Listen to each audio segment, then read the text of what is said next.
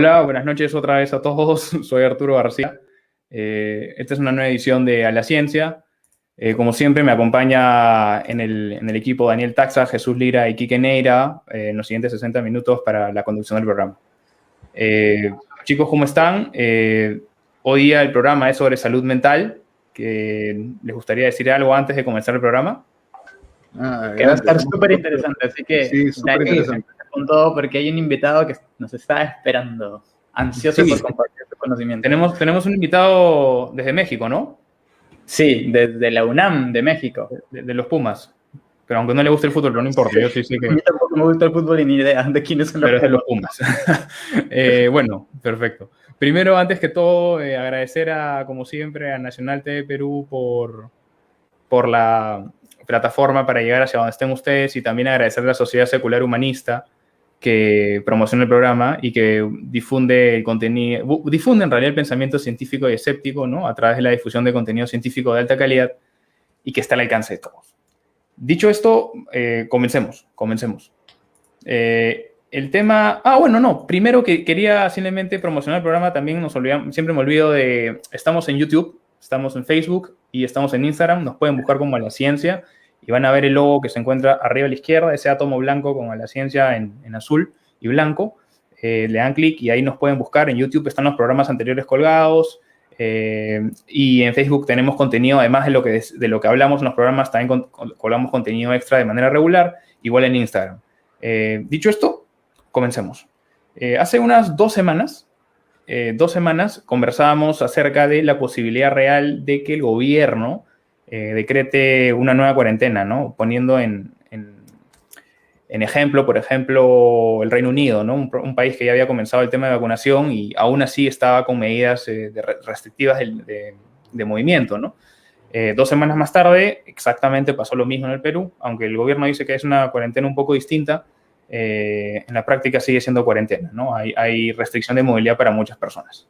Bueno, y esta restricción de movilidad efectivamente va a tener algunos efectos en la salud, no solamente física, pero también salud mental, y en eso nos queremos centrar en este programa, ¿no? Básicamente, salud mental, que nos parece importante y que muchas veces ha sido tratada o ha sido vista como un poquito más abajo de la salud física, ¿no? Entonces, vamos a comenzar el programa y yo voy a hablar un poco acerca de la salud mental en general, los conceptos que manejo, los conceptos que tengo. Yo no soy psicólogo ni soy psiquiatra, sin embargo, la información que voy a brindar es con todas bases científicas y, en todo caso, si tienen alguna pregunta muy específica, yo creo que Jesús, nuestro invitado, es la persona correcta para responder. Y con toda confianza, como siempre, todas las preguntas las vamos a leer y las vamos a tratar de responder en vivo, o si no, después del programa, a cada uno de ustedes, ¿no? Entonces, comencemos, ¿no? Primero, me gustaría comenzar con la parte de la Constitución Política del Perú, ¿no? Para tener un marco legal, más o menos, ¿no? El artículo 7, que es la ley 26842, ¿no? Tenemos una ley general de salud y una ley 30947 desde mayo del 2019, que es una variación, han modificado un artículo anterior, ¿no? Que habla sobre la salud mental, ¿no? Entonces es bueno saber que desde el gobierno al menos hay una idea sobre salud mental, pero sin embargo ustedes saben que del dicho al hecho hay mucho trecho, ¿no? Entonces no es tan bueno que esté en la ley, ¿no? El papel no aguanta todo, pero las acciones hablan más. Entonces, primero, para tener una idea global sobre salud mental, la OMS, que es la Organización Mundial de la Salud, ¿no? Ha identificado algunos datos que creo son importantes compartir. 1 de cada 4 personas tendrá un trastorno mental en su vida. El 12.5% de todos los problemas de salud está representado por los trastornos mentales, que es una cifra mayor a cáncer y problemas cardiovasculares, ¿no? Wow. El 35 y 50% de personas no reciben tratamiento, no les es diagnosticado o no es el que reciben no es el adecuado, ¿no? Más de 300 millones de personas en el mundo viven con depresión, un problema de salud que ha aumentado 18.4% entre 2005 y 2015. Wow. Me gustaría saber los datos después del 2021. Finalmente, uno que a mí me parece muy importante, que lo vamos a tratar después al final, es los problemas de salud mental serán la principal causa de discapacidad en el mundo para el 2030, ¿no? Ahora, eso es, digamos, datos a nivel global. Si vamos a ver el Perú, a nivel del Perú, algunos datos es, por ejemplo, ¿no? La Defensoría del Pueblo en el 2018 concluyó aproximadamente que 4 millones de personas presentaron algún tipo de problema de salud en el país. 4 millones, eso es más o menos 15% de la población total, ¿no? Y más preocupante aún son las cifras del Instituto Nacional de Medicina, de Salud Mental, perdón, Honorio Delgado, que indican que el 80% de personas que han sido diagnosticados o tienen algún tipo de trastorno de salud mental, 8 de cada 10 personas no reciben tratamiento adecuado nunca. O sea, el 80%. Ahora, ya, ¿por qué pasa esto? ¿No? Hay varias aristas a las cuales habría que apuntar y habría que ver. La primera de todos es un tema del Estado, ¿no? Sobre el Estado qué puede hacer, ¿no? Y tiene que ver con la inversión, ¿no? Para empezar, la OMS nuevamente tiene, digamos, un umbral o una sugerencia sobre cuánto invertir por persona en un país para tener una adecuada salud mental, una política adecuada de salud mental. Este monto es entre 3 y 4 dólares por habitante, ¿no? Y eso da, digamos, en el Perú, con cambio y todo, 500 millones de soles, ¿no? El Perú invierte solamente 200, o sea, no llegamos al monto mínimo, ¿no? Y el presupuesto en salud, solamente en salud es el 1% del presupuesto, digamos, global del Perú, y 0.1 en salud mental. O sea, imagínense, ¿no? Ahora, ¿qué significa esto, no? O sea, esta baja inversión en salud mental implica, primero, carencia en infraestructura, ¿no? Si bien se ha mejorado muchísimo, para que tengan una idea, hasta el 2017 solamente habían 31 centros de salud mental en el Perú y se requieren 281. Pero al 2020 ya hemos avanzado bastante, hay 155. Igual no estamos en el mínimo, ¿no?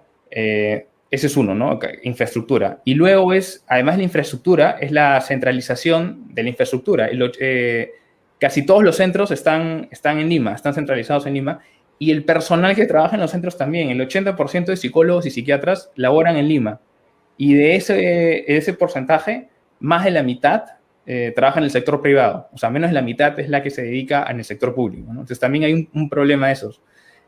Por ejemplo, ¿no? En el Perú contamos con 3 psiquiatras por cada 100.000 habitantes y el promedio en América Latina es 6. Y contamos con 9 psicólogos por cada 100.000 habitantes y el promedio en América Latina es 50.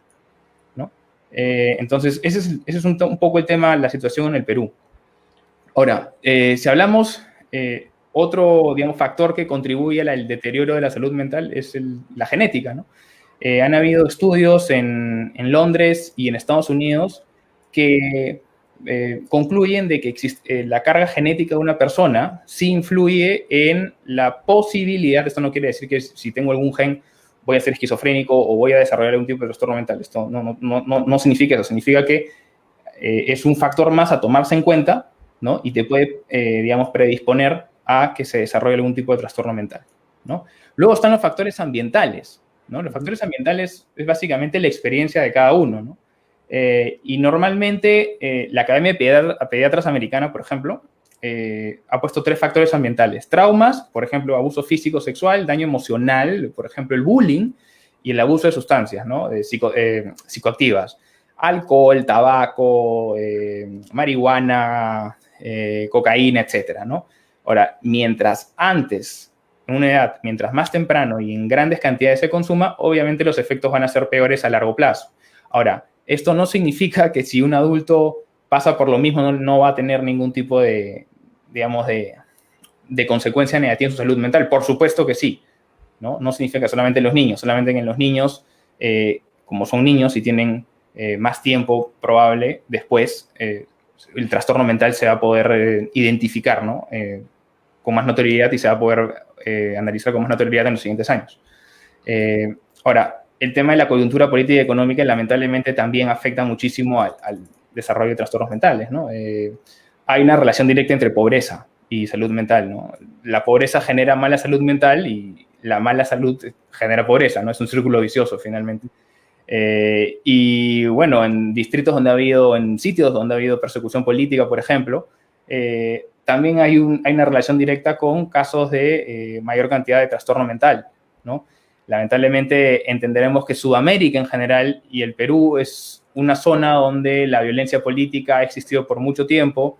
No somos países de primer mundo, tenemos una alta un alto porcentaje de personas que viven en la pobreza y en la pobreza extrema, aunque han mejorado, sin embargo, con estos últimos años, estos 2 últimos años, probablemente haya aumentado, ¿no? Entonces, digamos, tenemos el caldo de cultivo para que la salud mental se siga deteriorando, ¿no? Y finalmente me gustaría hablar de la cultura, y aquí quiero hacer una mención importante, ¿no? Porque cuando hablamos de cultura, yo entiendo la cultura por una suma de valores, morales, tradiciones, aprendizajes, costumbres, ideas aceptadas, ¿no? Y además que son compartidas por un grupo de personas, ¿no? Ese es mi concepto de cultura. Y aquí quiero hablar sobre los medios de comunicación, porque los medios de comunicación también son responsables de la cultura, ¿no? Y los medios de comunicación en Perú, para mí son responsables de muchos problemas. Pero eso es un tema aparte, solamente quería decirlo porque yo soy comunicador y me parece importante también abordar el tema de repente en un futuro. Y es verdad, pues la salud mental en el Perú, la cultura, es una cultura machista por mucho tiempo, ¿no? Y obviamente la cultura machista donde coloca al hombre como un ser que no puede mostrar las emociones porque eso es sinónimo de debilidad, evidentemente deteriora su salud mental. Y a las mujeres también, porque las colocan como una ciudadana, ni siquiera un ciudadano, ¿no? Como propiedad o como algo menor, ¿no? De segunda categoría. Obviamente una niña que crece en circunstancias así o una mujer que crece en circunstancias así va a ser propensa a ser depresiva de grande, porque siempre ha sido tratada como cualquier cosa menos una persona que valga, ¿no? Otro dato que me gustaría tocar, porque esto no solamente es sobre los países de tercer mundo, por ejemplo, o en vías de desarrollo, si lo quieren decir así como el Perú. Japón, por ejemplo, es un claro ejemplo, un país de primer mundo, pero Japón tiene datos bien peligrosos de salud mental, ¿no? Está en el top 10 de países con mayor ratio de suicidios. De hecho, en el 2020 hubo más gente que murió suicidándose que de COVID en Japón. Y de hecho tienen inclusive un término para morir por exceso de trabajo. Este término es karoshi, ¿no? Este término existe, es real, ¿no? Entonces, la cultura también afecta la salud mental, ¿no? La cultura local, ¿no? Esos son los factores, en realidad. Y como conclusión, para no ya quitarles mucho tiempo y que Quique también los pueda ilustrar, me gustaría simplemente decir, como dijimos al principio, ¿no? Si para el 2030 la OMS señala que va a ser la principal causa de discapacidad, esto es un problema no solamente para el Estado, porque obviamente tratar a esas personas implica un manejo de recursos económicos, sino también para el sector privado, ¿no? Porque el sector privado ahora trata de ser eficiente, ¿no? Esa es la idea, ser eficiente. ¿Y qué es ser eficiente? Ser eficiente es maximizar ganancias y reduciendo costos, ¿no? Entonces, tenemos que hablar de productividad. Entonces, ¿cómo podemos ser productivos una empresa si tiene gente o personas que están expuestas a muchísimo estrés y que terminan estando deprimidas, ¿no? No le podemos exigir a una persona que está deprimida que sea productiva, por ejemplo, ¿no? Entonces, es un problema que hay que tratarlo porque finalmente nos va a alcanzar en algún momento, ¿no? Y como les expliqué, la salud mental en general es una serie de factores, ¿no? No solamente es uno. No podemos hablar de genética solamente sin hablar de cultura o sin hablar de la coyuntura social, ¿no? Y sin hablar tampoco del Estado, por ejemplo, ¿no? O sea, hay varias cosas, varios factores que tienen que trabajar en conjunto para funcionar, ¿no? Para que la salud mental no se deteriore, ¿no? Me encantaría saber las cifras, como les digo, de 2022 cuando acabe este año, porque estoy seguro que va a haber una relación directa entre el número de personas deprimidas o con algún tipo de trastorno, ¿no? Eso, y solamente un dato conversando con Jesús, ¿no? Detrás de cámaras que me dio, y esto es verdad, es que en el Perú los psicólogos están tratados como segunda línea, ¿no? Segunda línea, no la primera. Cuando creo que los psicólogos hacen una labor muy importante que es la de prevención e identificar, ¿no? Y me parece que los psicólogos deberían estar más en postas y no tanto en hospitales. Esa es una opinión personal, pero me gustaría que Jesús también la explique en su momento porque tiene mucho que ver, ¿no? Hablamos mucho de prevención, pero el psicólogo no puede prevenir mucho ya cuando el problema es algo que ha crecido, ¿no? En segunda línea. Eso sería todo por mí. Muchas gracias por escucharme, porque ha sido un poco largo, y los dejo con Quique. Gracias, Arturo. ¿Cómo están? ¿Cómo están todos? Bueno, yo igual voy a introducir diciendo de que también yo soy un pollo en psicología, siendo biólogo. Es por ello que el tema de ahora, este programa ha sido un reto también. Creo que es algo coyuntural y muy importante. Y qué bueno que tenemos dentro de nuestro equipo a un psicólogo que es Jesús y que nos ha estado digamos, asesorando, ilustrando, y ya va a llegar el turno para que él nos complemente mucho más. Igual tenemos al invitado, que también es estudiante de psicología y divulgador científico, así que este programa está muy, muy interesante. Bueno, es muy cierto lo que acaba de decir Arturo acerca de que hay varios factores que van a afectar en la salud mental y no solo uno. Y es más o menos de lo que yo voy a hablar, específicamente de un problema, de un trastorno muy importante, que es la depresión, que afecta a todas las personas de diferentes edades, situaciones económicas, etcétera, y que probablemente en la cuarentena pasada, del año pasado, la primera ola, pues ha habido, digamos que una pandemia también de estos trastornos de salud mental. Pero algo importante y lo que me voy a enfocar es cuáles son las causas. Es algo también muy, muy polémico ver el tema de las causas de la depresión, porque está en mucha discusión. Desde el siglo pasado se han venido postulando y debatiendo posibles causales que generan la depresión, desde las posturas de un desequilibrio químico en el cerebro hasta factores ambientales, del entorno, etc. En la actualidad, con el avance de las investigaciones, se sabe que la depresión no es tan simple como un desbalance químico a lo que normalmente se le relaciona, sino que es algo mucho más complejo y en el cual intervienen otros factores como la genética, la regulación del humor por parte del cerebro, eventos traumáticos o estresantes, medicamentos o problemas de la salud física. Esto quiere decir que la depresión, esto no quiere decir, mejor dicho, que la depresión no tenga bases orgánicas o químico-biológicas, sino que no tiene una sola causa, sino varias. Y bueno, una de las razones por las que es tan complicado delinear una causa química-biológica de la depresión es por la compleja relación entre el cerebro, y los fenómenos mentales y la interacción de estos con el medio ambiente. Por eso es importantísimo considerar la complejidad del sistema biológico del que estamos hablando, el cerebro. El cerebro, como sabemos, está compuesto de células, las neuronas, y estas tienen una particularidad de generar impulsos eléctricos y transmitirlos a través de sus axones. Acá les voy a mostrar un cargador. Supongamos que esto es una neurona. Esta es la parte central, digamos, del cuerpo, y esta colita viene a ser el axón. Para hacer sinapsis, tiene que unirse la colita con la cabeza de otra. Ahí está una imagen de otra neurona, la colita de una y la cabeza de otra. Entonces, la actividad eléctrica, la información va a pasar de una neurona a otra neurona de esta manera. Pero, para que esa información se transmita a la otra neurona, tienen que llevarse a cabo entran una serie de neurotransmisores que son sustancias químicas, como la serotonina, la dopamina y la noradrenalina. Estos van a hacer posibles que la información, la actividad eléctrica de una neurona pase a otra neurona. Entonces, cuando hablamos de que una de las razones de la depresión o las consecuencias podría ser un desbalance químico, en realidad se refieren a que se relaciona que posiblemente haya una baja cantidad de neurotransmisores y que eso cause la depresión. Bueno, es una de las posibles causas, pero hay más. Volviendo a la actividad de nuestros circuitos cerebrales, con esta interacción entre neuronas, de ahí emergen las emociones, la percepción, la memoria y todo lo que conocemos como vida mental. Si nuestros circuitos dependen de la química, nuestra vida mental será inevitablemente afectada por estos neurotransmisores.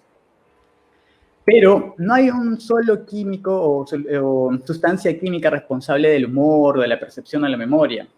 Algunas neuronas se comunican a través, claro, de las dopamina, de la serotonina, de la noradrenalina, y hay millones de reacciones químicas con otras sustancias. Entonces, todos estos neurotransmisores están involucrados con un sistema de circuitos altamente dinámico que controlan en nuestro estado dinámico la percepción y la forma en cómo experimentamos el mundo. Afortunadamente ahora, en las últimas décadas, los estudios de neuroimagen que nos permiten estudiar la morfología y funcionamiento del cerebro en vivo han arrojado luces sobre las bases biológicas de estas funciones mentales y también sobre cómo pueden verse afectadas cuando uno sufre de algún trastorno depresivo. Las investigaciones han llegado lejos en cuanto al estudio de la depresión también, porque, como dijo Arturo, también hay una parte genética. Se han identificado genes que intervienen en el humor y que tienen influencia sobre cómo las personas responden a, digamos, alguna terapia de medicamentos, por así decirlo. Pero aún así, aún estamos lejos de completar este entendimiento que tenemos sobre la biología de la depresión. Y ahora, ¿qué le hace la depresión al cerebro? Aquí hay algo muy importante, el papel de la neurogénesis, o en otras palabras, el origen o formación de las neuronas. Los investigadores creen que para el desarrollo de la depresión son más importantes el proceso de crecimiento de las neuronas, de las conexiones entre ellas, y además del funcionamiento de los circuitos neuronales. Que en comparación de las sustancias químicas o neurotransmisores que sirven, en este caso, para hacer estas conexiones, ¿no? ¿Qué es más importante para estos investigadores? El crecimiento de las neuronas. Y para ello usaron la tecnología de imagen por resonancia magnética funcional, que ha sido muy ventajoso para el descubrimiento de estos procesos que tienen un papel muy importante en la salud mental. Esta investigación ha demostrado, como pueden ver ahí en la imagen, hay una zona que está resaltada, ese es el hipocampo, que es una de las principales estructuras del cerebro. En estas investigaciones se ha demostrado que el hipocampo es más pequeño en las personas con depresión. En un análisis de estas imágenes publicado en The Journal of Neuroscience, que estudió a 24 mujeres con un historial de depresión, el hipocampo era de 9 a 13% más pequeño en promedio comparado con el de las mujeres que no habían tenido depresión. El descubrimiento más interesante de este estudio fue que cuantos más episodios de depresión había tenido la mujer, más pequeño era el hipocampo. Los expertos creen, en este caso, que el estrés puede tener un rol muy importante en el vínculo entre la depresión y el hipocampo, dado que este factor estrés puede suprimir la producción de neuronas en esta estructura. Es decir, que el crecimiento de neuronas es muy lento cuando alguien está sufriendo una depresión. Es más, el efecto de la depresión afecta no solo al hipocampo, sino también a otras estructuras importantes del cerebro, como son la amígdala y el tálamo. Bueno, entonces, ya hemos visto el tema del hipocampo, el tema del factor genética, el tema de las sustancias químicas llamadas neurotransmisores. Y bueno, algo loquísimo es que también un factor importante es el ciclo de luz-oscuridad, que puede afectar nuestras emociones, nuestro humor y generar un síndrome depresivo denominado como trastorno afectivo estacional. Altamente prevalente, bueno, mayormente en países nórdicos, ¿no? Donde el invierno se caracteriza por tener largas horas de oscuridad. Y la exposición, en este caso a la luz, puede mejorar el estado de ánimo de personas afectadas por un trastorno afectivo estacional. Y eso podría también estar siendo relacionado con ataques de depresión o irritabilidad en la cuarentena. Por ejemplo, personalmente les cuento, el año pasado, en la primera cuarentena, sufría de mucha irritabilidad seguido. generalmente yo discutía con mi hermano bastante y no sabía el por qué. Y luego leí un artículo que, que esto pasaba generalmente en países donde el invierno cubre mayormente la mayor parte del día, o en Londres, donde generalmente es nublado y, bueno, casi la gente no toma los rayos del sol. Y sugerían que para que podamos combatir esta irritabilidad que nos estaba pasando en cuarentena, pues tomemos una media hora de sol al día bueno, y veamos las consecuencias. Entonces, fue algo loco que ahora, investigando, una de las causas de ciertos tipos de depresión sea esta, ¿no? La no exposición a los rayos solares. Y bueno, estos son ejemplos, entre muchos otros, que nos dan pistas claras y nos muestran un componente biológico dentro de la depresión también como consecuencia. También tenemos otros factores como los acontecimientos vitales, la muerte de algún familiar, amigo, mascota, ahora la incertidumbre de la pandemia que ya va en su segundo año, una nueva cuarentena, un nuevo encierro, la situación económica de cada familia, de cada persona, aspectos difíciles en nuestra vida diaria y que pueden desencadenar en depresión. Entonces, para finalizar este bloque, puedo concluir que mientras la ciencia está avanzando, avanzan más descubrimientos en las investigaciones acerca de la depresión y poco a poco se arrojan más luces que esclarecen este delicado problema de salud mental. Pero es también bueno reconocer que aún estamos iniciando en el camino todavía. Además, es muy importante no generalizar la causa a solo un factor, porque cada uno de nosotros es un sistema vivo diferente y por más que dos personas estén presentando un cuadro de depresión, la causa interior puede ser muy diferente. Bueno, eso y gracias. Gracias por escucharme en este bloque. Espero que haya aportado dentro de lo que he podido en estos minutos.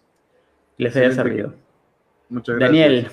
Sí. Oye, tenemos bastantes preguntas del público, así que sí. Ángel va a tener mucho trabajo hoy día. Ya tenemos bastantes preguntas.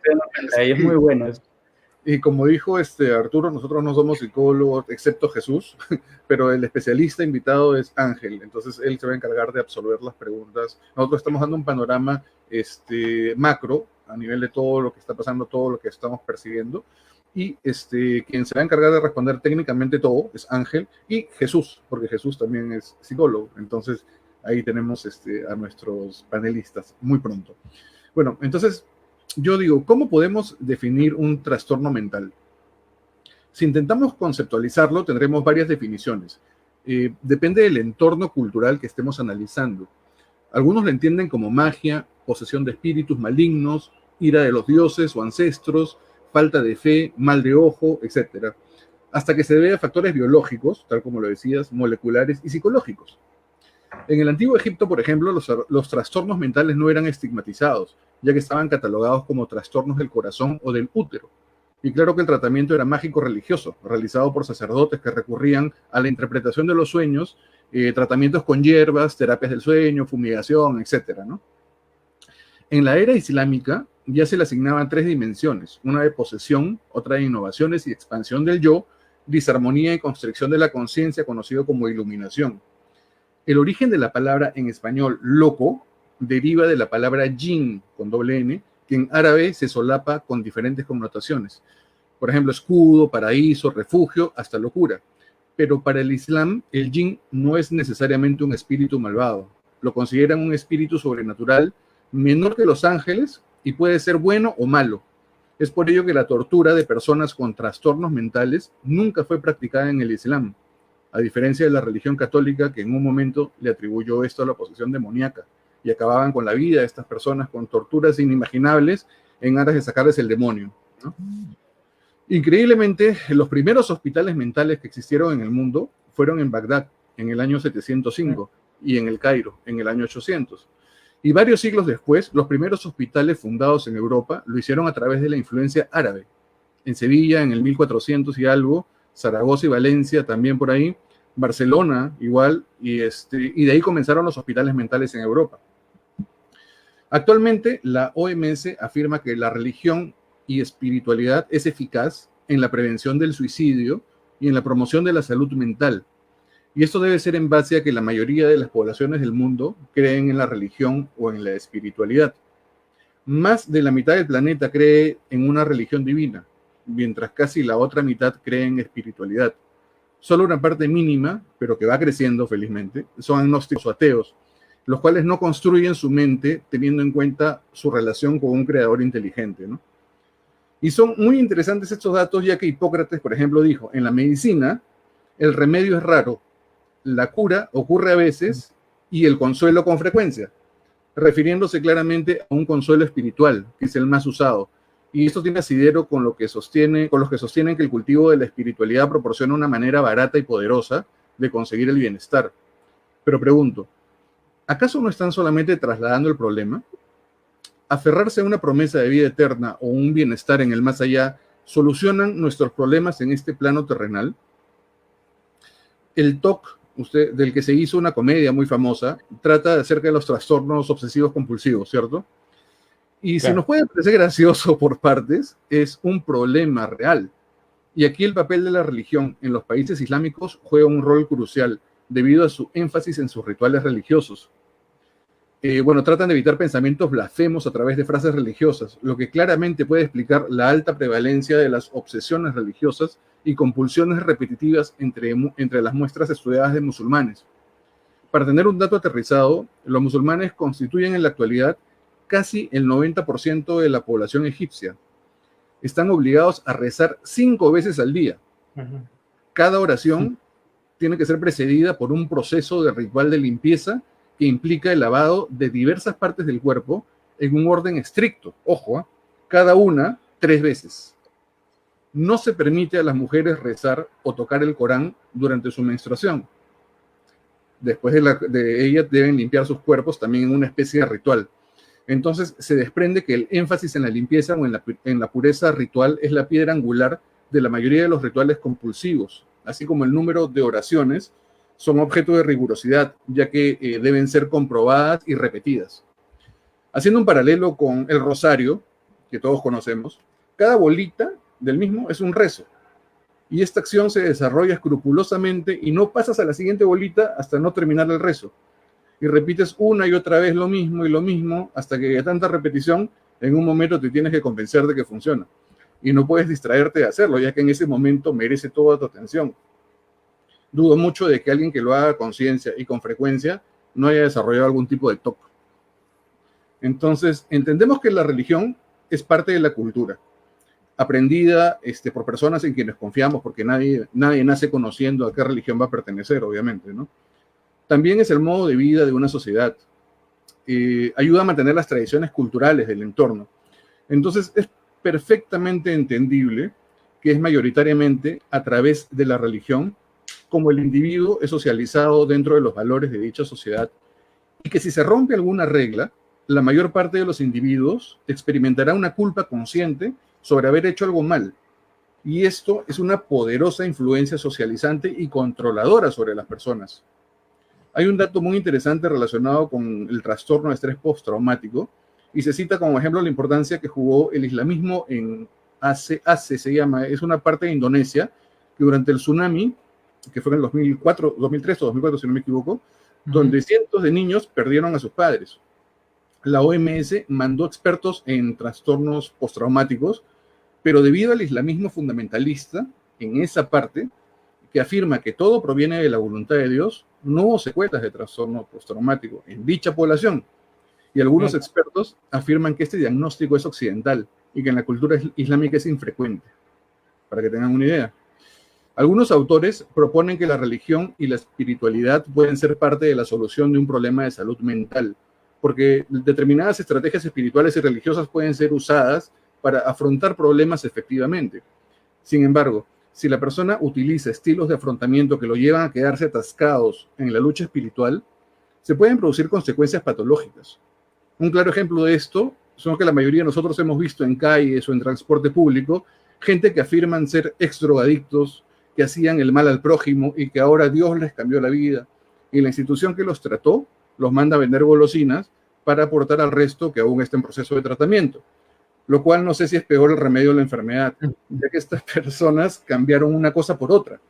Tienen un pensamiento tan sesgado que creen que por el hecho de haber leído selectivamente la Biblia y el haber requerido aplicar ciertos preceptos a su vida, pues fueron curados de las adicciones o encaminaron sus vidas.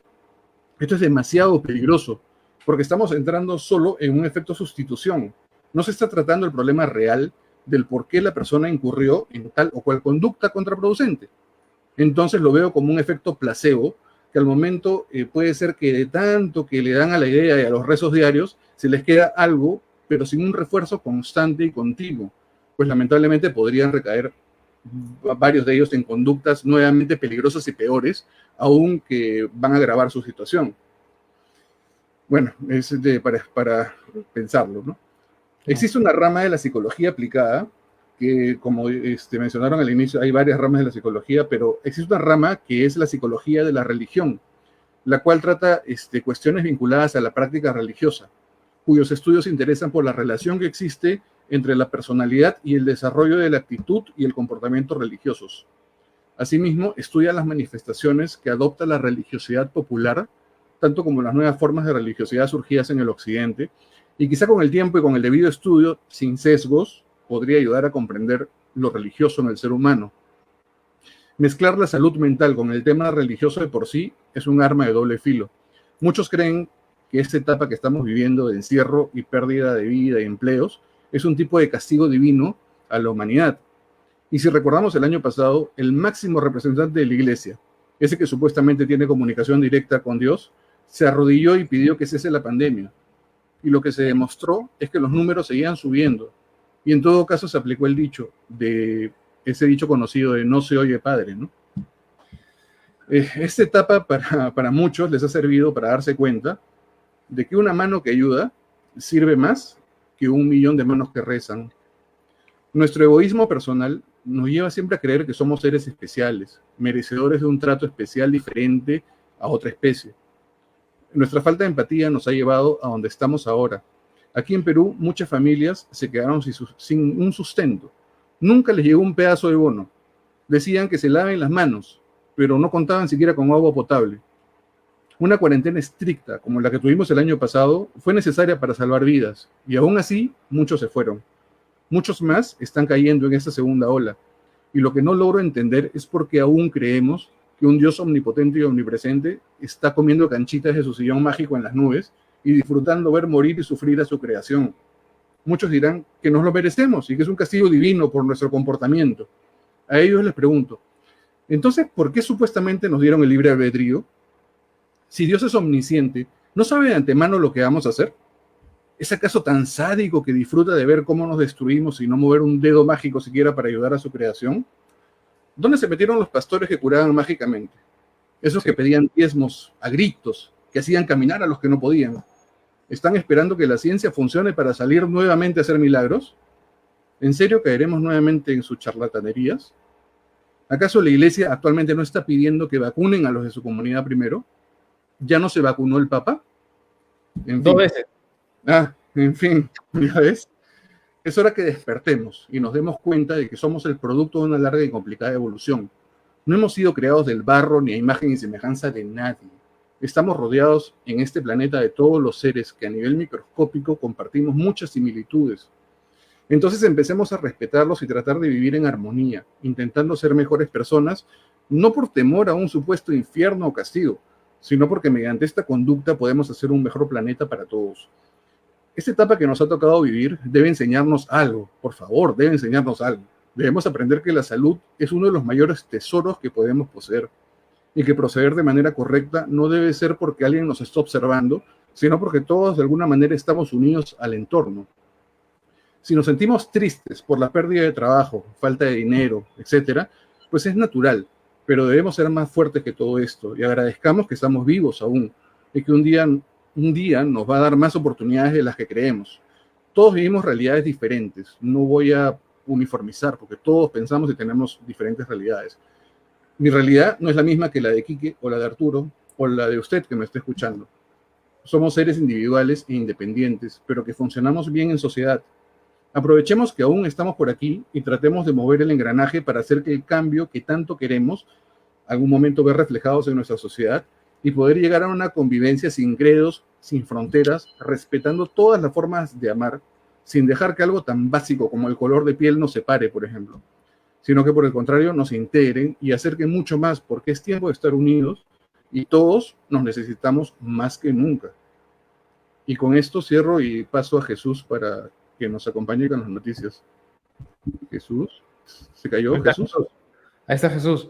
Gracias, Daniel, Gracias, Daniel. Quisiera comenzar primero mencionando algunas noticias bastante importantes. La primera es publicada por Víctor Román en Robotitus, que señala que después de haber terminado la tercera fase del ensayo de la vacuna Sputnik, indica una efectividad del 91.6%. Se ha probado en más de 14.000 personas, o sea, el estudio total es de 20.000, pero aproximadamente 14.000 fueron las que inyectaron, obviamente, la vacuna y las otras fueron placebo, ¿no?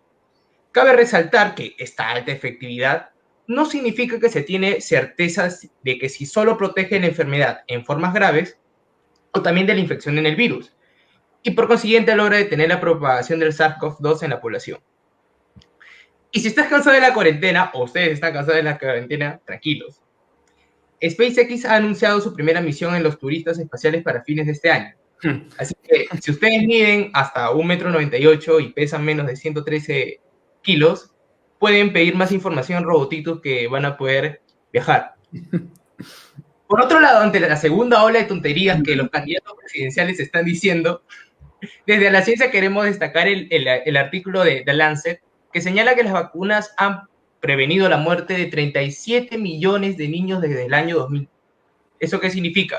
Más o menos un Perú más una Lima, de niños se han prevenido desde el año 2000. ¿Qué, por ejemplo, enfermedades ya se han venido curando? Se puede encontrar la hepatitis B, el virus del papiloma humano, la sarampión, la fiebre amarilla, entre otros. Creo que es importante tomarlo en cuenta. Ahora, pasando a otro tema, quisiera destacar los nuevos datos de la Minedu que ha sacado, publicando algunos resultados del año 2020. En cuanto al programa del Aprendo en Casa, ¿no? Recordemos que por el confinamiento en el Perú, la Minedu buscó realizar un programa donde se siguiera de las escuelas pudieran estar en las casas de manera virtual. Si ustedes pueden leer ahí, por favor, los datos son un poco curiosos, ¿no? Por ejemplo, se señala que el 96% de estudiantes han accedido al Aprende en Casa. Me pregunto, ¿accedieron una vez? ¿Accedieron 20? ¿Accedieron todas las clases? Luego dice que el 84% de los estudiantes les gusta el contenido de Aprende en Casa. Me pregunto, ¿eso significa que hubo resultados positivos en el aprendizaje? ¿Que les haya gustado seguro el cumplimiento constante de las tareas? Luego indican que el 98% se ha comunicado con la familia del estudiante la última semana. ¿Para qué o qué no? ¿Es realmente la comunicación con la familia un factor indispensable para mejorar el rendimiento escolar? ¿Es un indicador de que se ha avanzado o que se han cumplido las metas? Por último, se indica que el 93% de estudiantes reciben retroalimentación a su trabajo por parte de sus tutores o docentes. Y bueno, ¿no? O sea, si tú como docente no puedes retroalimentar, que es lo mínimo que se te puede pedir, o sea, sí, pues, la retroalimentación, creo que sería bastante importante, pues, capacitarnos. Y en ese sentido, creo que el psicólogo, en este caso también educativo, tiene un rol importante dentro de esta pandemia, ¿no? La educación no solamente va a mejorar con recursos electrónicos que se tengan a disposición o con Google o teniendo espacios de información más grandes. Lo más importante termina siendo la interacción didáctica entre docentes y estudiantes, donde el primero realiza actividades que generan un proceso de enseñanza y el otro lleva a cabo actividades que se denominan aprendizaje. En ese sentido, es importante conocer cuáles son los criterios por los cuales se está calificando el rendimiento del alumno y si éste llega a ser alumno, ¿no es cierto? Porque un alumno no es aquel solamente que escucha la clase, sino aquel que al terminar esta sabe o puede hacer algo que el profesor le ha indicado y encima si lo puede replicar, ¿no? Entonces es importante analizar las tareas que se han dejado, también los factores situacionales donde ellos han estado, de repente la temperatura, sus áreas de trabajo, y también incluso analizar el aspecto biológico, ¿no? En el sentido de que muchos de los alumnos, como sabemos, en el interior del país tienen somnolencia y muchos de ellos están muy malnutridos, ¿no? Y eso obviamente condiciona de alguna u otra manera el proceso de enseñanza-aprendizaje. Cabe resaltar que la interacción es positiva, como bien les decía, no es la única que existe. El simple hecho de explicar cómo hacer algo o ejemplificarlo no significa que tú vas a aprender. Y recordemos que nuestro currículo está basado en competencias, lo cual no solamente significa tener o aplicar un conjunto de conocimientos que me enseñaron de manera verbal, ¿no?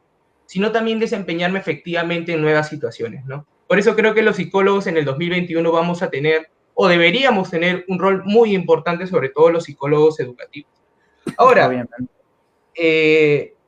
quisiera también mencionar brevemente, como el artículo es de salud mental, la calidad de vida que viene de los autores Claudia Carpio, Virginia Pacheco, Carlos Flores y César Canales, que justamente vienen de la universidad de nuestro invitado, que es muy importante, donde la calidad de vida no solamente se reduce al aspecto psicológico o el económico en el social, sino que está interactuando entre la historia del sujeto, entendida como las colecciones de interacciones de la persona con su entorno, las competencias conductuales disponibles. ¿Qué significa esto? ¿Cuáles son las mejores formas para poder comentarme que yo he desarrollado con mi entorno o donde yo vivo, los estilos interactivos que se refieren al modo consistente en que un individuo se comporta frente a circunstancias sociales típicas y los criterios de ajuste en que se imponen estas situaciones? Es decir, los criterios propios que determinan cuáles son las competencias que mejor me funcionan frente a las distintas situaciones en las que interactúo. Por ello, no solamente debemos pensar que factor biológico o sociocultural o económico influye, ¿no? Sino que también pasa por el corte psicológico, pero es multidimensional en ese sentido. Así que para todos esta semana lo que queremos recomendar desde la ciencia es el concepto de la humildad de Gilbert Ryle. No sé si lo pueden poner, por favor. Ahí va, ahí va. Exacto. Queremos invitarlos a todos ustedes a poder discutir con nosotros a Gilbert Ryle y el concepto de lo mental. Este libro busca hablar sobre el mito de Descartes, ¿no? A cuya descripción dedica las primeras páginas, ¿no? Y lo que busca o se trata de la idea de que los seres humanos, o esta idea quizás errónea, le invitamos por eso a leer, de que el ser humano se compone de un cuerpo y un alma, ¿no? Y ambas de naturaleza radicalmente diferente y hasta cierto punto independiente.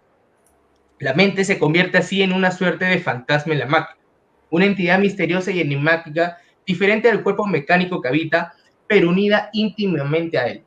Toda la filosofía y psicología moderna, o la mayoría de ella, está profundamente contaminada con esta visión errónea que indica el autor, ¿no? Así que les invito a que puedan leer este libro, de que nos puedan comentar y de que sobre todo escriban sus opiniones a ver qué de nuevo pueden aprender. ¿Qué les parece, chicos, las noticias? ¿Qué les pareció el libro? ¿Cómo han visto esta semana? ¿Cómo nos ha ido? A mí me llamó. Gracias, Jesús, primero. Te agradecemos por las noticias, por este espacio. A mí me llamó mucho la atención lo de Sputnik. La rusa, porque, ¿no? Claro, la rusa. Porque siempre eso fue como que ha sido bien polémica desde que se presentó. Y han habido un montón de teorías y cosas. Y bueno, salió. Ayer fue lo que se confirmó, ¿verdad? Incluso en casos graves. Eso es lo que más me ha llamado la atención. En casos graves, la efectividad. Ok, chicos. Entonces, gracias por el tiempo y por escucharme. Gracias a ti, Jesús. Ahora te queda, Jesús. Acuérdate que tenemos ronda de preguntas. Te quedas esta vez. Tenemos a nuestro psicólogo, totalmente de acuerdo. Psicólogos acá presentes. A ver, Arturo, ¿le haces? Sí, vamos pasando con Ángel, que es, digamos, el invitado hoy día. Ahí está Ángel. Hola, Ángel. Buenas noches. Hola, ¿qué tal? Buenas noches. El programa. Ángel. ¿Qué tal, Ángel? Muy bien. Para los que no lo conocen, es Ángel Cortés. Él es estudiante de último año en la carrera de Psicología de la Facultad de Estudios Superiores de Iztacala, de la UNAM. Y, es colaborador de un proyecto de investigación en Psicología aplicada a educación. y divulgador de ciencia en YouTube, Instagram y Facebook. Lo pueden buscar, de repente ya lo han visto, no sabían que se llamaba Ángel, lo pueden buscar en YouTube, en Instagram y en Facebook como Infrahumano, ¿no? Tiene un canal de psicología. Muy interesante, lo hemos revisado. Y quiero comenzar justamente por una de esas preguntas, por algo de psicología, porque nos comentaste que tú eras interconductista, ¿verdad? Entonces, me gustaría ver si puedes comenzar por ese lado. ¿Qué cosa es el interconductismo dentro de la psicología? Yo creo que vas a ayudar a un montón de personas que no conocen mucho de psicología.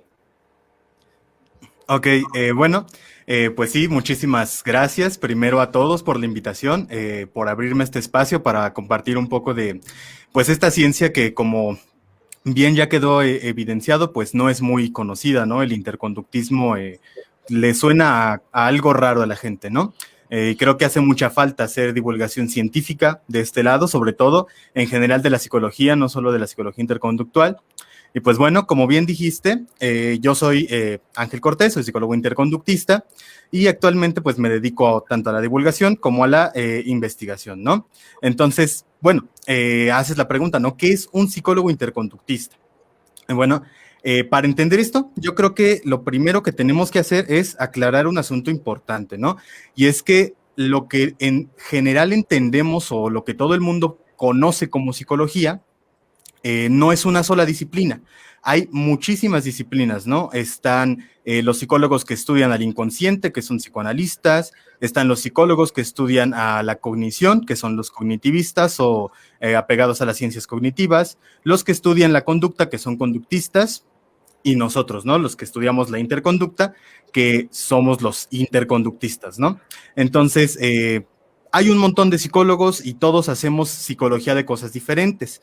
La gente cuando escucha esto suele pensar que en realidad somos como que tenemos puntos de vista diferentes o como que tenemos enfoques o incluso ramas de una sola ciencia que se llama psicología, ¿no? Pero la verdad es que esto es una ilusión. Los psicólogos tenemos psicologías diferentes. Entonces, la psicología interconductual básicamente es una psicología que asume que su objeto de estudio es la interacción entre un organismo completo y los diversos aspectos particulares de su entorno. Sencillamente y dicho en pocas palabras, la interacción de uno con el entorno. Y es que todo lo que hace un individuo, todo lo que piensa un individuo y todo lo que siente un individuo ocurre siempre al interactuar con su entorno. No hay una sola cosa que el individuo haga que no esté en relación a su entorno siempre, ¿no? Entonces, por ejemplo, cuando yo tomo un vaso de agua, estoy interactuando con un aspecto de mi entorno, ¿no? Cuando yo me siento triste porque perdí la partida del Fortnite, me siento triste por haber interactuado con un aspecto de mi entorno, ¿no? Ahora que estamos en la situación de pandemia, cuando yo pienso acerca de la situación de pandemia, estoy pensando acerca de un aspecto de mi entorno, ¿no?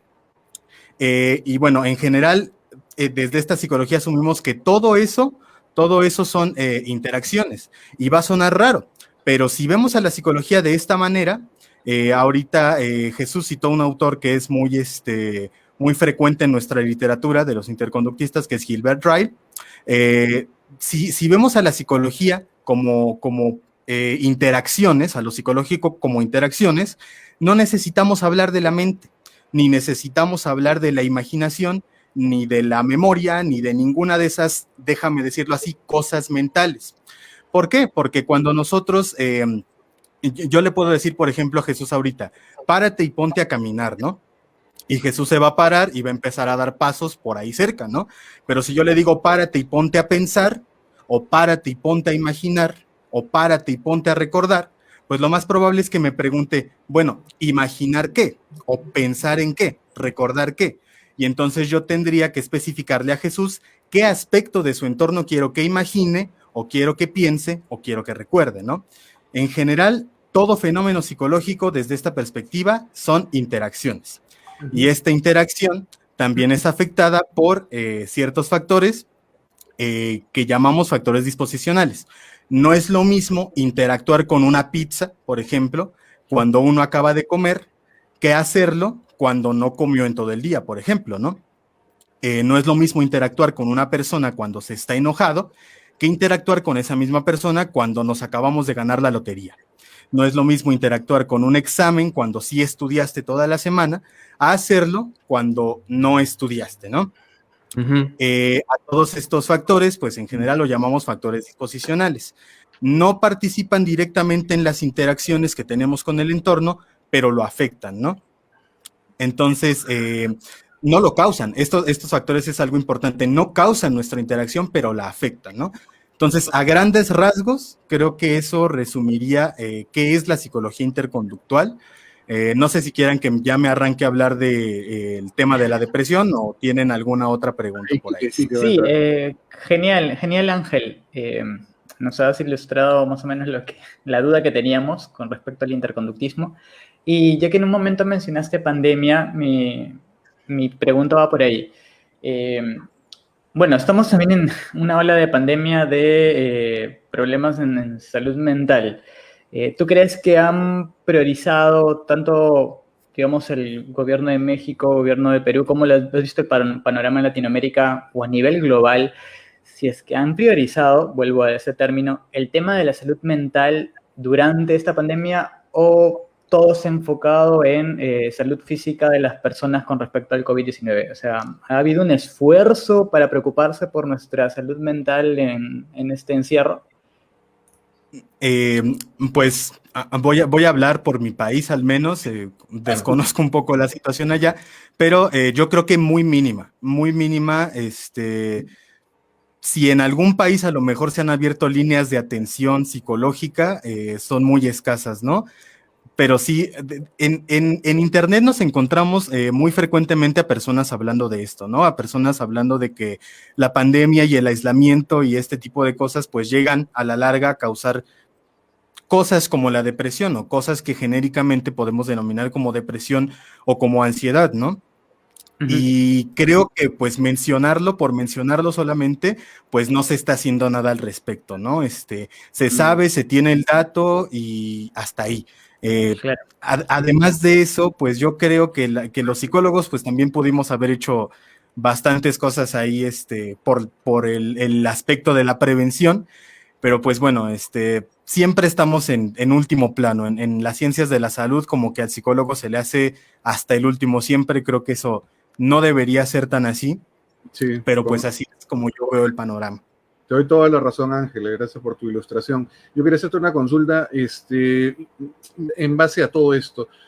Hemos vivido en Perú ya 4 meses de encierro conseguidos, completos.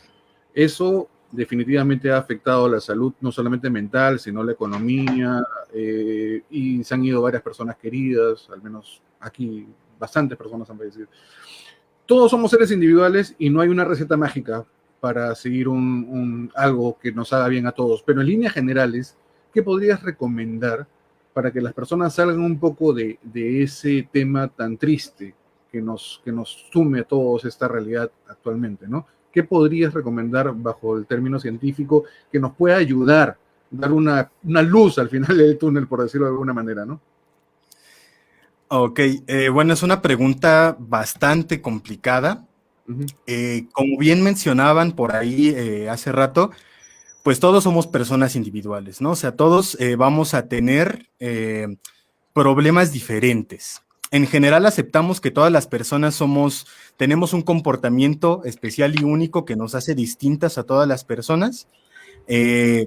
Y no entiendo yo muchas veces por qué la gente a la hora de hablar de problemas psicológicos los quiere encasillar en una sola etiqueta que se llama depresión, ¿no? O sea, la depresión no es lo mismo el estudiante que se deprimió por haber reprobado todas sus materias a la señora que se deprimió porque se le murió un hijo, ¿no? O sea, son depresiones completa y absolutamente diferentes. Y por tanto, cada depresión de cada persona va a tener una solución diferente, ¿no? A algunos les ayudaremos a afrontar sus emociones, a algunos les ayudaremos por ejemplo, al estudiante le ayudaríamos a desarrollar habilidades de estudio, ¿no? Pero a todas las personas en general, no podemos decir que todas las personas se deprimen de la misma manera o que todas las personas sufren ansiedad de la misma manera, ¿no? Los problemas psicológicos y en general todo lo psicológico es muy único y muy individual, muy personal. Entonces, así como para ofrecer pues un consejo para para toda la gente que está sufriendo pues todo esto, pues mi mejor consejo es buscar consulta, buscar ayuda psicológica, porque cada persona va a tener problemas distintos y cada persona va a requerir una asesoría distinta y va a requerir una solución distinta, ¿no? En general, pues sí hay como pues ciertas pautas a seguir durante un proceso terapéutico, pero vaya, no podemos decir, haz esto y ya no te vas a deprimir, o haz esto y ya vas a dejar de sentirte triste, ¿no? O sea, sí, las personas que tienen problemas psicológicos los tienen que resolver de maneras muy particulares. Y si no tiene una persona idea de cómo resolver sus problemáticas, pues tiene que ir con un profesional, un psicólogo que lo pueda asesorar. Y en todo caso, ¿no? A menos que sea necesario, pues remitir quizás con psiquiatría, pero pues sí, la atención psicológica es irreemplazable, ¿no? Es como preguntarle al médico, ¿qué me tomo para la gripe? ¿No? O sea, no, pues te doy la consulta y vemos cómo está tu enfermedad y de ahí vemos qué vamos a hacer, ¿no? Disculpa, no sé, En general, Justamente con eso, ¿no? Consultar a un psicólogo, porque acá tenemos el tabú de que es un motivo de vergüenza consultar al psicólogo porque ya estoy loco. Entonces, explícanos un poquito así rápido. Eso es un tabú de Sudamérica en general y de casi todo el mundo occidental, me parece. O sea, ni siquiera es de acá de Perú nomás, ¿no? Eso me imagino que también en México, además, debe ser común. Sí, claro. Y acá, no sé si allá también, pero el pensamiento mágico es como, está muy presente en todas las personas, ¿no? Sí, la gente prefiere ir con el sacerdote, prefiere ir con el brujo, a que le quiten el mal de ojo, o con el chamán, antes que el psicólogo. Y el psicólogo, no, ¿yo por qué voy a ir al psicólogo si estoy loco, no? Esa es una cosa que la gente tendríamos que quitarnos ya, o sea, porque los psicólogos ni siquiera tratamos con trastornos mentales muy fuertes, tipo trastorno de bipolaridad o ese tipo de los trastornos psicóticos, ¿no? Eso lo hace el psiquiatra. Los psicólogos lo que hacemos no es curar enfermos, los psicólogos no curamos la locura, los psicólogos lo que hacemos es asesorar a los individuos que tienen problemas a la hora de relacionarse con su entorno, ¿no? Porque a fin de cuentas, pues eso es lo que estudiamos los psicólogos, interacciones entre los individuos y las condiciones que los rodean. Entonces, lo que hacemos los psicólogos sencillamente es asesorarlos. Si en algún momento a lo mejor alguna persona tiene problemas para tomar una decisión, tiene un malestar emocional profundo, pues entonces voy al psicólogo para que me asesore a solucionar ese problema, ¿no? Pero eso no quiere decir que estés loco, eso no quiere decir que seas débil, ¿no? Eso simple y sencillamente quiere decir que tienes un problema y que estás pidiendo ayuda para poder solucionarlo, ¿no? Yo creo que eso es lo central. Justamente, Ángel, yo quería preguntarte dos cosas. La primera es que estabas hablando de la depresión, de lo que hacíamos los psicólogos. Yo ya te había hablado de que el año pasado teníamos un ministro de salud que comentó que la depresión se curaba con habla empática. O sea, los psicólogos lo que hacíamos era hablar empáticamente y con esa empatía que teníamos lo íbamos a curar, ¿no? Entonces yo quisiera saber, desde nuestro paradigma, porque sabes que yo también sigo el interconductismo, quería saber si es así. O sea, nosotros curamos hablando empáticamente o no es así, que nos comentes un poco. Claro, esto es una de las... En general la gente cree eso, ¿no? Que curamos a los locos, ¿no? No, nosotros, si tú le preguntas a cualquier psicólogo, terapeuta, cognitivo, conductual, conductista, interconductista, te va a decir, pues que el tratamiento para nosotros tiene que ver con... sí, aquí estoy. Perdón. Disculpen. La solución aquí tiene que ver con asesorar a las personas para que hagan cosas. La terapia no es nada más llegar y hablarle al usuario, a lo que genéricamente denominan paciente, no es nada más llegar y decirle, eres bueno, tú puedes, échale ganas, ¿no? O sea, no basta con eso. Los psicólogos conductistas o los más apegados a las teorías conductuales, lo que hacemos mucho es dejar tareas. Si tú vas a realizar cambios en tu vida es porque vas a hacerlo a través de tu propio comportamiento. Incluso si vas a tratar de cambiar el comportamiento de otras personas, lo vas a hacer a través de tu propio comportamiento. Los usuarios que van a consultorio no van a recibir un tratamiento como si fuera médico, no van a tomarse pastillas ni van a tomar palabras de aliento. Lo que nosotros hacemos es que los usuarios tomen un papel directivo, activo en sus vidas para lograr cambios en la forma en la que se relacionan y para que la interacción que ellos quieren resolver pues deje de ser como ellos la consideran problemática, ¿no? Así que no, los psicólogos no curamos ni empáticamente, o sea, la empatía es una cosa necesaria, obviamente, para ejercer la psicología, pero no basta. No basta, ¿no? O sea, hay que saber de técnicas de modificación de conducta, hay que saber debatir los pensamientos irracionales, hay que saber hacer un montón de cosas que con la empatía no nos basta, ¿no? Y que hablando nada más o platicando los problemas no se soluciona. Los usuarios tienen que hacer cosas para resolver sus problemas. Justamente yo pensaba, y con las preguntas que venían, antes de comenzar esta sección, yo había comentado un artículo de calidad de vida justamente de algunos de los profesores que estudiaban en la universidad donde te encuentras. También recordaba mucho el video que tú subiste por los 1000 suscriptores cuando hablaste de que tú desde los primeros ciclos ya hacías ciertos tipos de experimentos y hacía un comparativo con el Perú, donde, por ejemplo, en la universidad donde yo me encuentro no hay ningún laboratorio experimental y aún se difunde el psicoanálisis. Tenemos congresos de psicoanálisis y se sigue hablando psicoanálisis como si fuera algo con evidencia científica. Puede curar. En ese sentido, yo quería saber desde tu óptica como divulgador, ¿qué hace falta en la divulgación o sea, para hacer, o qué nos ha faltado a nosotros, a los psicólogos, para poder hacer entender ciertos conceptos a las masas en ese sentido? ¿Y cuál sería de repente el camino a seguir? ¿Tú crees que el interconductismo en algún momento, o el conductismo en sí, pueda en algún momento ser de nuevo predominante?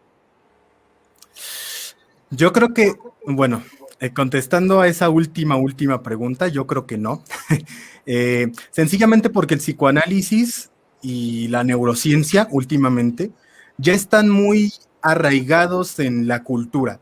Tú cualquier serie americana, bueno, estadounidense, que observas en Netflix o en cualquier plataforma de streaming, tú ves y el primer personaje que tiene problemas mentales va al psicoanalista o va al psiquiatra o directamente ya hay películas donde hacen ciencia ficción con una persona jugando ahí con las neuronas y haciendo que recuerdes a tu infancia y que, bueno, cosas así, ¿no? De ese tipo.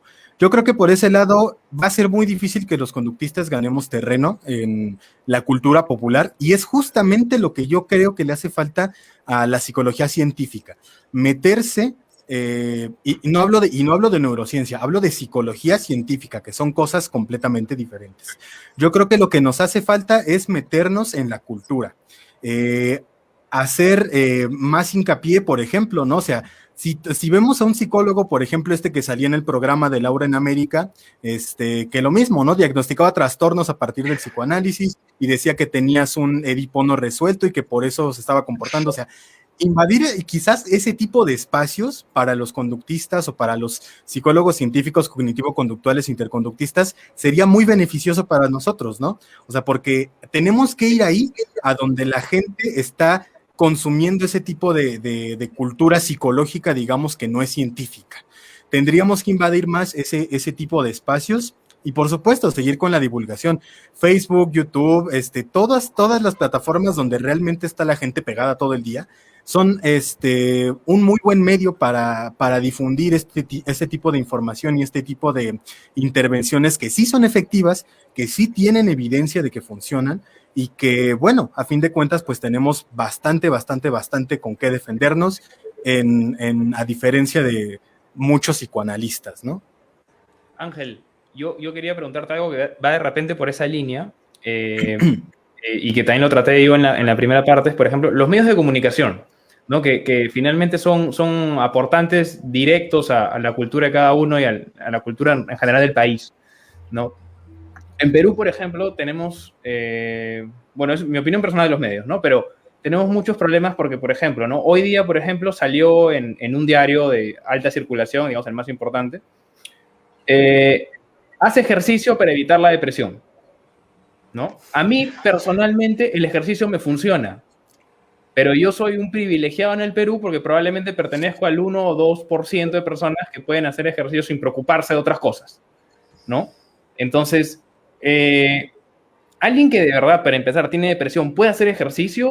O sea, el ejercicio de verdad sí, puede ayudar, pero tú no puedes recomendar, por ejemplo, ¿no? Es lo que decíamos muchas veces, es que alguien que te recomiendan que hagas una actividad, pero en realidad no saben cuál es la historia de cada uno, no saben si de verdad puedes recomendar tan tranquilamente, oye, haz ejercicio, oye, lee un libro, oye, haz yoga mejor, ¿no? Sale a correr. Entonces, me gustaría preguntarte por ese lado, ¿no? Porque me parece un poco irresponsable muchas veces dar soluciones sin conocer realmente el problema. El que escribió eso es psiquiatra, es psicólogo, sabe lo que es la depresión, ¿no? Me gustaría conocer tu opinión sobre eso. Sí, bueno, como comentaba hace rato, pues precisamente, ¿no? Todas las personas van a tener problemas diferentes y todas las personas se van a deprimir, digamos, por cosas diferentes.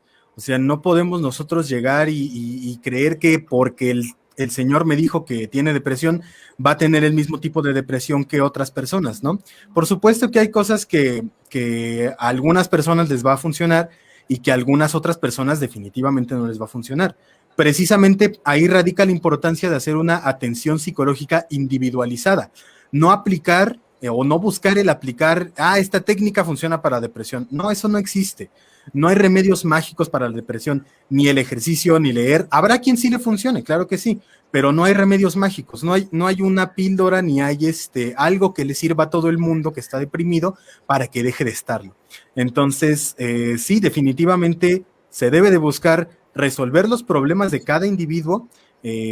No hay, repito, una solución mágica para todos y todos van a tener problemas diferentes. Entonces, también por ahí nosotros cuestionamos siquiera la pertinencia de la etiqueta de depresión, ¿no? O sea, todos tienen problemas distintos. ¿Por qué a todos les llamamos depresión, para empezar, ¿no? Entonces, es muy complicado, pero sí se necesita atención a problemas específicos. Dale, Quique. Buenazo, Ángel. Genial.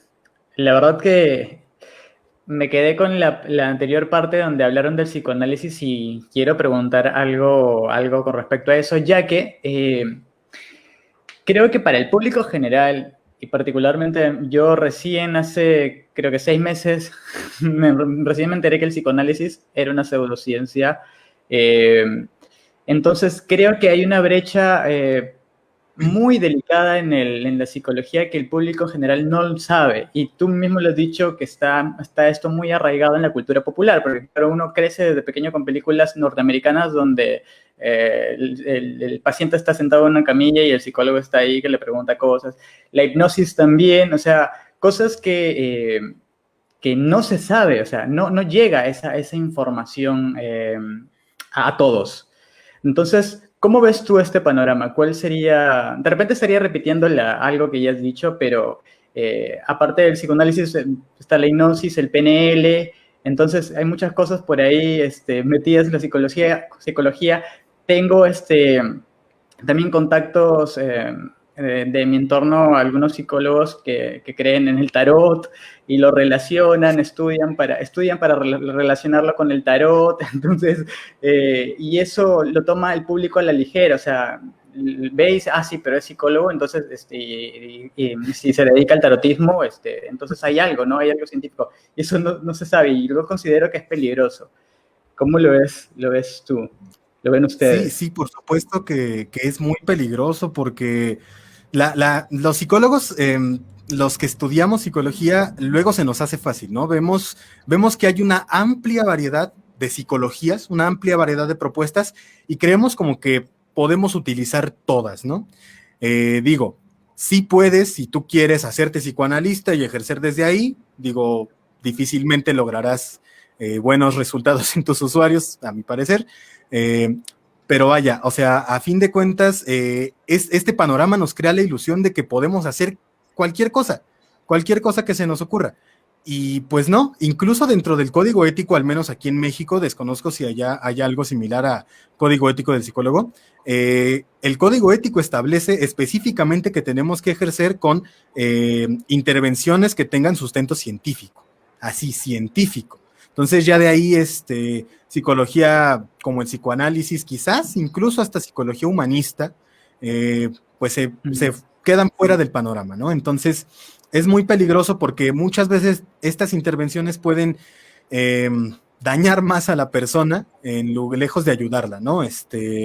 Hay por ahí un caso muy famosillo de una chica que fue al psicoanalista y terminó demandando a su padre porque el psicoanalista en la terapia hizo que se convenciera de que la había violado de niña, pero que como era un recuerdo inconsciente, pues lo había reprimido y por eso no se acordaba, ¿no?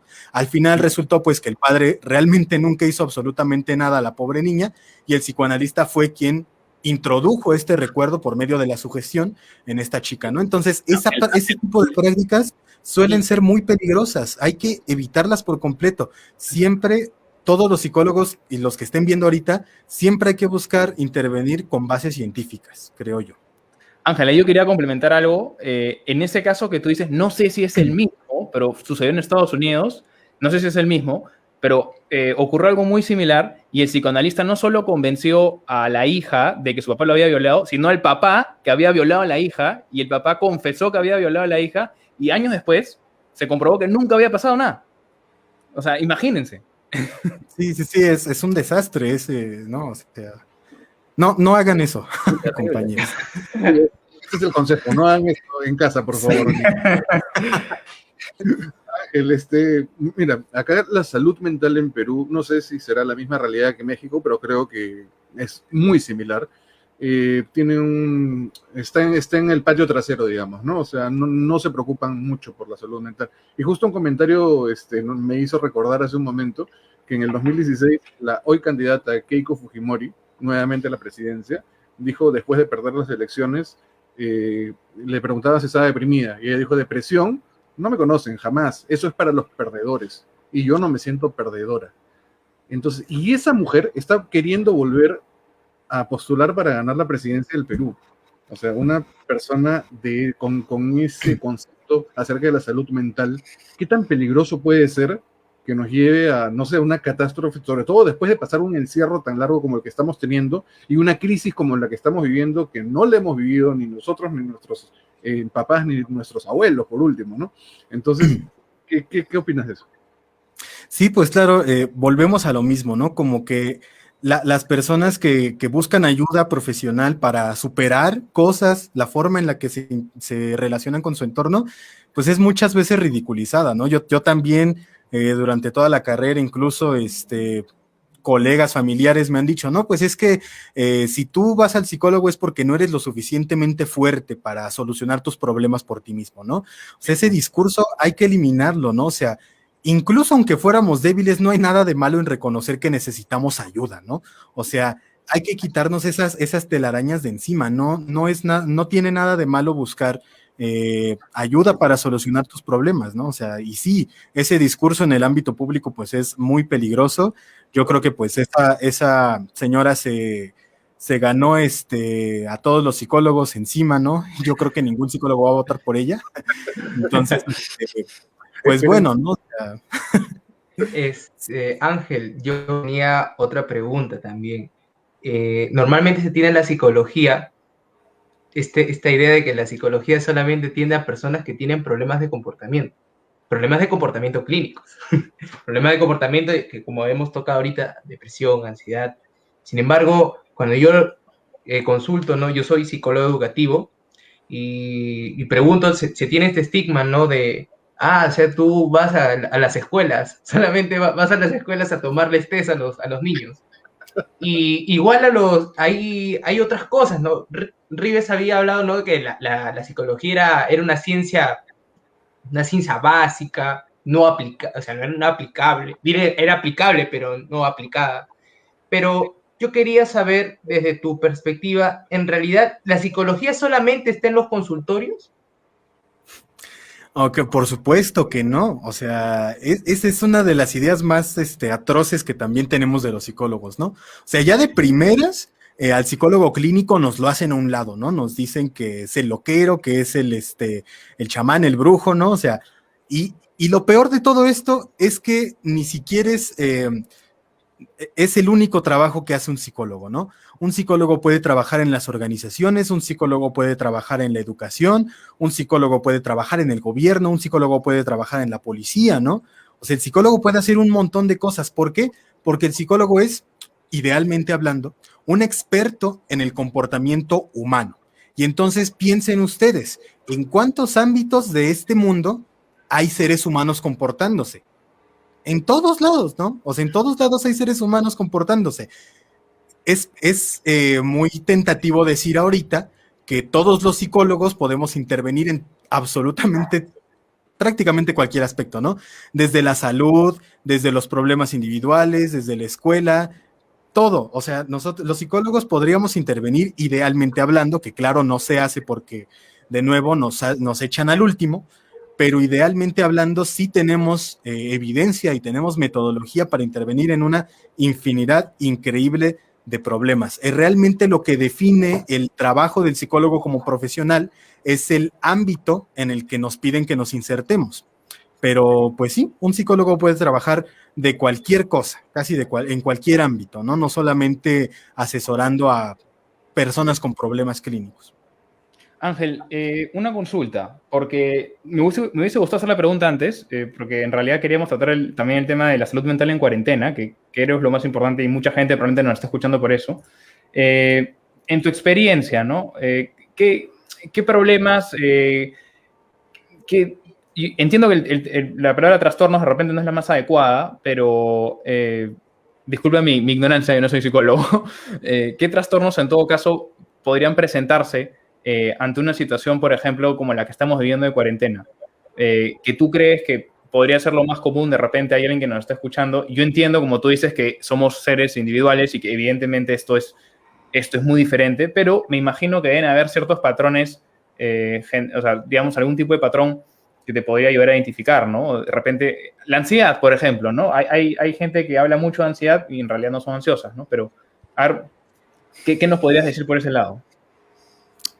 Pues creo que sería un poco lo mismo. Los psicólogos interconductistas, conductistas al menos, creemos que esas etiquetas de trastorno están de más precisamente. Ustedes vayan al principal manual de diagnóstico de trastornos psicológicos mentales, el DSM. Ábranlo en la parte de depresión y van a ver ustedes cómo casi a modo de una lista de compras pueden ir tachando comportamientos que encajan con el cuadro depresivo, ¿no? Luego estos comportamientos a veces son muy ambiguos. Te pueden decir que el síntoma de la depresión puede ser la pérdida de apetito o el exceso de apetito, la falta de sueño o el exceso de sueño, ¿no? La pérdida de peso o el aumento de peso, ¿no? Entonces, hay como un vaivén ahí de cosas que se identifican dentro de la etiqueta de depresión, pero pues que realmente si nosotros vamos y le preguntamos a la persona cómo podemos ayudarla a solucionar sus problemas, ella nos va a decir que lo que quiere es dormir mejor, comer más o etc., etc., ¿no? O sea, los problemas para nosotros desde la perspectiva interconductual, esas etiquetas sobran completamente. Esas etiquetas de trastornos mentales, los trastornos mentales para nosotros no son más que una etiqueta que le ponemos a una forma de sentirse, a una forma de comportarse, etcétera, etcétera, ¿no? Y ni siquiera es la misma forma en todas las personas. Tú vas a ver que de los 15 criterios que tiene el DSM para diagnosticar depresión, con que tengas 5 de esos, ya te puedes considerar depresivo. Es casi como decidir quién va a ser depresivo y quién no va a ser depresivo. Entonces, decimos, o sea, no podemos decir que hay un problema para todas las personas. Para algunas personas quizás sea problemático el hecho de que no estén viendo a sus familiares y estaban muy acostumbrados a verlos. Para otras personas será que estaban muy acostumbrados a salir y ahora ya no pueden salir. Para otras personas será directamente que perdieron algún familiar. En fin, la lista de razones por las cuales una persona puede sentirse mal, psicológicamente hablando, es enorme, es prácticamente infinita. No podemos nosotros atribuir patrones específicos. Quizás podamos estadísticamente determinar qué cosas está haciendo más la gente en estas condiciones, pero repito, o sea, el problema va a ser de cada persona y cada persona nos va a dar las pautas para decidir cómo solucionar esos problemas. Los trastornos aquí vienen sobrando, son sencillamente etiquetas, no aportan nada para la solución del problema y no significan realmente nada en realidad, porque pueden englobar, uno o muchos comportamientos, ¿no? Entonces, eso es lo que yo puedo decir al respecto. Muy bien, Ángel. Mira, acá tenemos una pregunta de Bernabé. Luis Alaya, por ejemplo, dice, ¿qué tan bueno es poder compartir emociones? Se ha normalizado como compartir la alegría como algo bueno, pero cuando existe, no le llamemos depresión, cuando existe tristeza, digamos, muchas veces es ocultado y poco compartido. Yo agregaría un poquito más a esta pregunta y le diría, por la explicación que yo encuentro es que estamos en un lugar, en un país, o un lado del continente demasiado machista, y que ocultar las emociones es lo que te hace fuerte ante el resto. No sé qué opinas tú. Sí, exactamente, ¿no? Aquí en México, dicen mucho eso, ¿no? De que los machitos no lloran, ¿no? No, pues eso también habría que ver, ¿no? A lo mejor a algunas personas sí les servirá hablar de sus emociones, a lo mejor a otras personas no. Yo no podría decir que para todas las personas es benéfico hablar de sus emociones, ¿no? Pero si es funcional para alguien y si es pues es válido, ¿no? Yo creo que sí se debería de normalizar el hablar de las emociones más abiertamente, porque pues esto nos abre muchas puertas, ¿no? O sea, una de las primeras habilidades que enseñamos nosotros en consulta, casi siempre, pero vuelvo a lo mismo en función del problema, pero casi siempre es la comunicación asertiva, ¿no? Y la comunicación asertiva requiere necesariamente que reconozcas qué te desagradó de otra persona o qué te desagradó de una situación y cómo te hizo sentir, ¿no? Entonces, empezando por ahí, pues ya es como muy difícil, pero la comunicación asertiva es algo que te abre muchas puertas en muchos lados, ¿no? Entonces, reconocer las emociones y reconocer la forma de los estados de ánimo sí me parece importante, pero volvemos a lo mismo, ¿no? No para todas las personas. Quizás una persona sea más feliz ocultándose en su cascarón y no diciendo qué está sintiendo, pero pues lo mismo, ¿no? No podemos atribuirle nada a nadie que no hayamos analizado ya en consulta. Y concatenando con esta pregunta, por ejemplo, nos consulta Víctor, ¿cómo tratamos el problema sin diagnóstico? ¿Se puede tratar un problema sin haber sido diagnosticado? Por supuesto que sí. Bueno, diagnosticado con un trastorno, ¿no? Hablamos de eso. Sí, claro que se puede tratar. Una persona que llega al consultorio porque tiene problemas para concentrarse en la escuela, pues bueno, vamos a analizar qué sucede cuando esté en clase. A lo mejor tiene muy disponible su celular, a lo mejor tiene muy disponibles sus audífonos, a lo mejor la clase del profesor es muy aburrida, a lo mejor, yo qué sé, ¿no? Infinidad de cosas que pueden distraer a una persona de poner atención en clase. Y podemos solucionar esos problemas, podemos generar competencias en el individuo para que aprenda a controlar sus impulsos de agarrar el celular, por ejemplo, para que ponga más atención al profesor, etcétera, etcétera. Y todo eso sin llamarlo trastorno de déficit de atención e hiperactividad. El psicólogo puede ejercer perfectamente sin necesidad de utilizar esas etiquetas, porque lo que engloban esas etiquetas son comportamientos. Entonces, lo que soluciona el psicólogo, a fin de cuentas, son esos comportamientos. No solucionamos la etiqueta, solucionamos los comportamientos que engloba esa etiqueta y sobre todo los que nos diga el usuario. Dale, Quique. Estaba buscando el comentario que quería, perdón, Ángel, justo se me perdió el comentario que quería, ya, de Ángel Coes. Bueno, eso también, son dos. Empecemos por esta. ¿No será que él pregunta, ¿no será que las modificaciones del entorno originan una depresión selectiva? Es por eso que durante el encierro por COVID-19, los cambios de la rutina provocan una nueva adaptación al ambiente debido al cambio y en consecuencia se manifiesta de forma física o biológica sintomática. Sí. ¿Qué es lo que opino? Creo que Okay. estaba respondiendo, me parece, a lo que ya habías dicho previamente. En todo caso, la pregunta que hizo antes se refería a algo que yo había tocado, que es el tema de la teoría de las sustancias químicas son neurotransmisores. En este caso dice, en caso de que la depresión no sea un caso genético, ¿Qué ocurre biológicamente cuando un especialista receta antidepresivos? ¿Cuál es el mecanismo en el que funcionan los antidepresivos en el cerebro? Esto es con respecto a la serotonina. Tengo entendido que se relacionan a que hay menos serotonina, menos dopamina, estos neurotransmisores, con la teoría de relacionarlo con las sustancias químicas en el cerebro. Claro. Bueno, aquí hay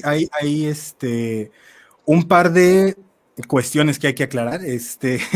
Cuando una persona se deprime, a los médicos y a los neurocientíficos y a los biólogos, como el aquí presente, les agrada mucho esta idea de que la depresión se manifiesta como un déficit en los neurotransmisores o una deficiencia, anormalidad de algún tipo a nivel de la química cerebral.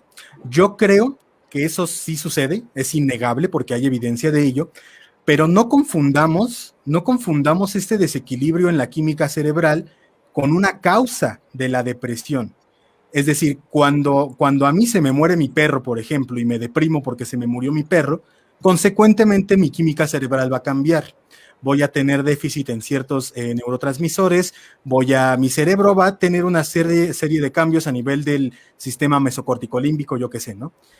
Pero ese cambio químico, ese cambio incluso hasta morfológico, como mencionabas, de la disminución en el tamaño de ciertas partes del cerebro, es una consecuencia de haber estado en un episodio que naturalmente nos hace sentir mal.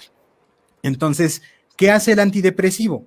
El antidepresivo lo que hace es corregir precisamente esta química cerebral. Y bueno, eso de corregir entre muchas comillas, ¿no? Lo palea, lo subsana, pero no es una solución definitiva, no es una cura de la depresión, porque para empezar la depresión es una enfermedad. No es una solución permanente, es algo que nos ayuda a sobrellevar el tratamiento, a sobrellevar la asesoría de la persona deprimida, pero de ninguna manera es una solución, ¿no? El antidepresivo actúa a nivel biológico y nos genera un estado biológico que dispone a que interactuemos con nuestro entorno de mejor manera, de manera más funcional. Pero esa no es una solución.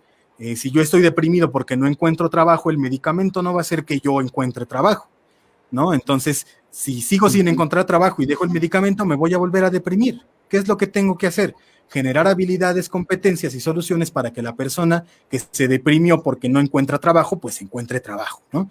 Entonces, no confundamos la consecuencia del episodio depresivo, digamos, con la causa, ¿no? La química cerebral sí se altera, pero no necesariamente es la causa de la depresión.